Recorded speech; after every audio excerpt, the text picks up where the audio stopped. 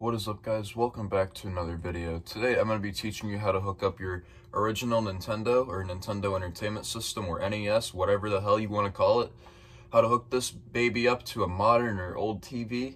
And I'm going to also be teaching you guys how to clean your games properly so they work 90% of the time. Because I guarantee you half of these people watching this video are either watching for entertainment or just watching because they just dug up their old Nintendo and a bunch of games.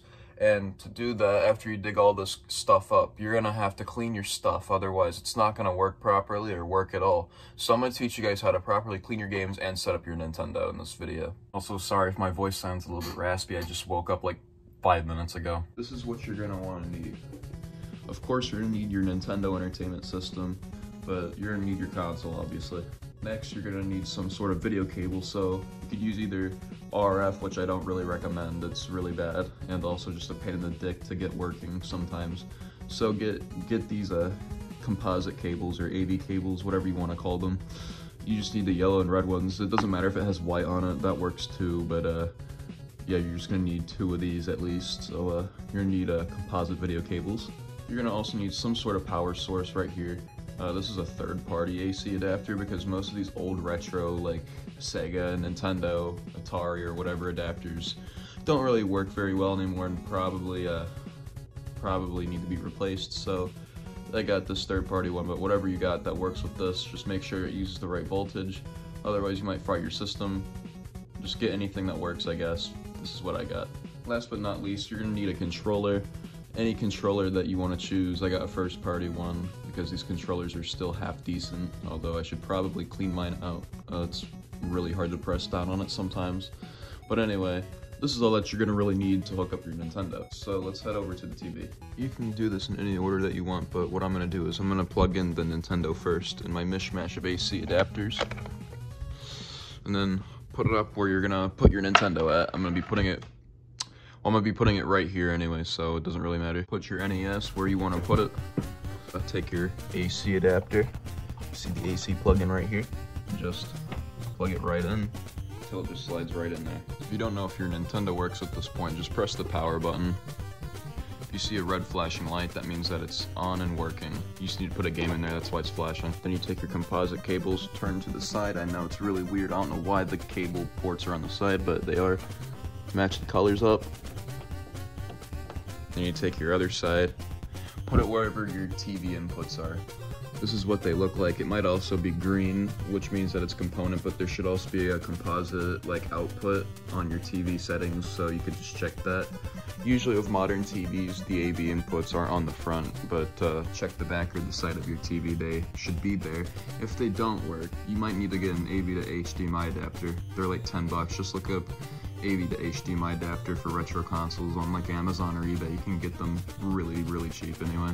After you plug these in, you're pretty much all set. And by the way, I'd recommend plugging the red and the white so it comes out of stereo, because if you plug it into the red where it wants you to put it, it's just going to come out of the speaker.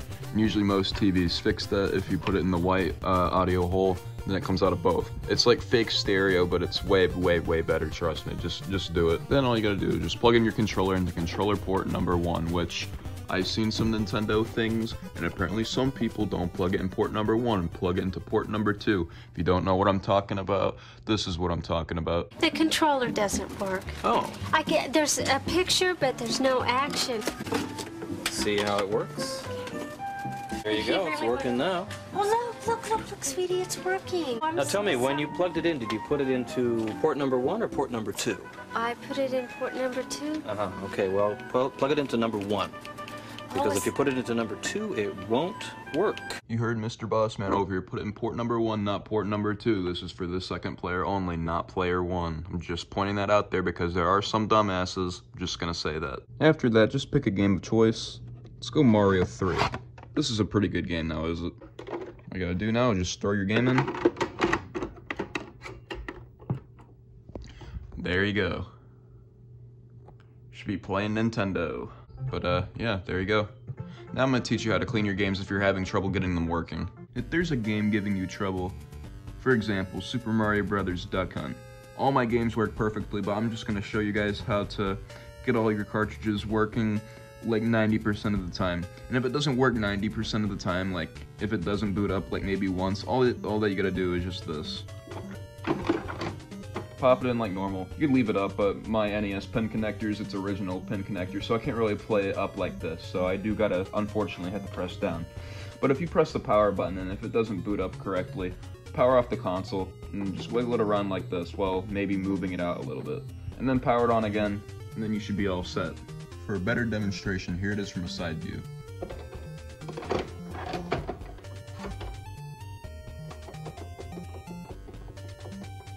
Now, if that doesn't work, you gotta clean the inside of your games. You see these pins right here and see the plastic out here? You should clean those with isopropyl alcohol, 90% probably, depends really honestly how dirty your game is though. And also use a magic eraser or a normal eraser from a pencil. So to try and get that one stubborn game working again, this is what you're gonna wanna need. You're gonna need a special screw bit. This is called a 3.5mm screwdriver security bit or something. Look it up on eBay, look up security bit screw for Nintendo games. It should pop up. It also might come up another one that's for Sega games, which I believe is 4.5. But for Nintendo, you're gonna need 3.5, I believe that's what it's called. But you can get both of them together for like probably $4. They're really, really cheap and it's totally worth it just getting them on eBay. And also, I believe shipping's also free too. You're also gonna need a magic eraser. This is to get the majority of the dirt off and just mainly the debris. You're also gonna need some isopropyl alcohol and some Q-tips. So first take your Nintendo game, flip it over, and unscrew the back.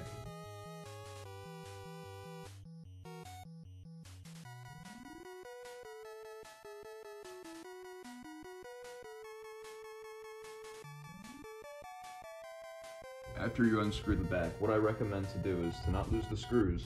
So take the back off and just leave the screws in there and set it off to a side. Here's the main meat and potatoes of the cartridge. This is what you're gonna mainly be worrying about right here. As you can see, for the most part, this board is pretty clean because I already have cleaned all of my games, but I'm just gonna show you how you can clean all of these and how to properly do it and to get them working again 90% of the time. So what you're gonna wanna do now is take some isopropyl alcohol, get a Q-tip, dip this in here.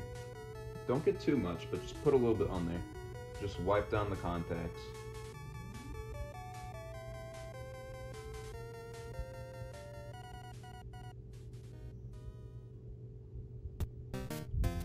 As you can see, no dirt has really came off because again, this has been cleaned before, but now we're gonna go to the next step. Next, you grab your magic eraser, dip a little bit of it in the isopropyl alcohol. Again, don't get too much, just make sure it's a little bit wet, and just wipe the contacts back and forth just a few times.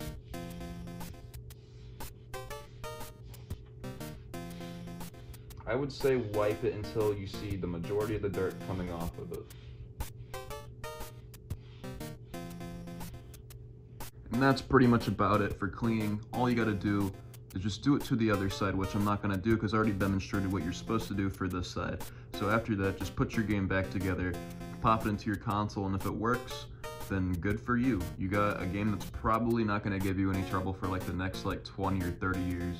I should also say this before you put it back together.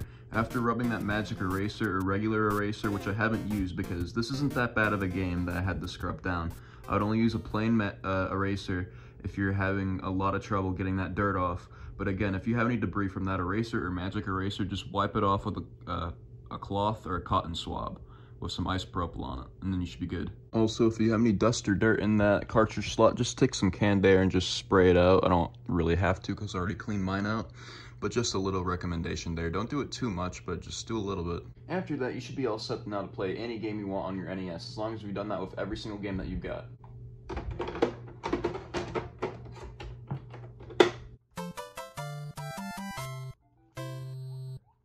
Well, I hope you guys enjoyed this little video on how to get your Nintendo working again and your games working again most of the time. So I hope you guys enjoyed. Comment, like, and subscribe, and for more tutorials like this, let me know in the comments what I should do next. Or for your guys' entertainment, I'll do it too, because that's why I kind of do this stuff, because some people might know how to do this, but there are some people that don't know how, and also I like doing this for your entertainment purposes too. But yeah, anyway, comment, like, and subscribe, and I will see you guys in the next video. See ya.